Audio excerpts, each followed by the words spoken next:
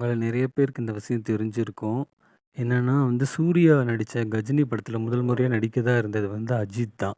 இந்த படத்துக்கு வந்து முதல்ல வந்து அவங்க வச்சிருந்த டைட்டில் வந்து மிரட்டல் அப்படின்னு வச்சிருந்தாங்க.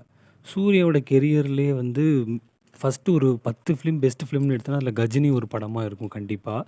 இந்த படம் வந்து தமிழ்ல மட்டும் இல்லாம ஹிந்திலயும் பயங்கரமான வசூல் சாதனை புரிஞ்சிருந்தது. இந்த படத்துல வந்து ஃபர்ஸ்ட்டு அஜித், அசின் இவங்க தான் கமிட் ஆயிருந்தாங்களாம்.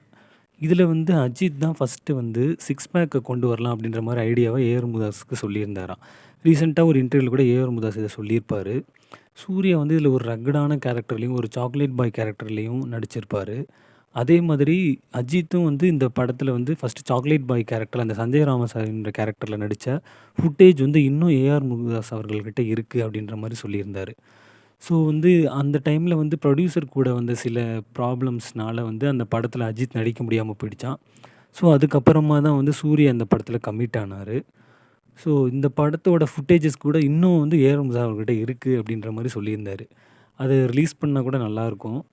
இந்த படம் வந்து தமிழ்ல மட்டும் இல்லாம, ஹிந்தியில பிளாக் பஸ்டர்ன்ற வார்த்தைய அறிமுகப்படுத்தினதே இந்த படம் தான். 100,00,00,000 கலெக்ஷன் ஃபர்ஸ்ட்டு இந்த படம் தான் கலெக்ட் பண்ணுச்சுன்னு சொல்லப்படுது. ஸோ வந்து இந்த மாதிரியான சினிமா செய்திகள நீங்களும் தெரிஞ்சுக்கணும்னா, இந்த சேனல வந்து சப்ஸ்கிரைப் பண்ணுங்க. தேங்க்ஸ் ஃபார் வாட்சிங்.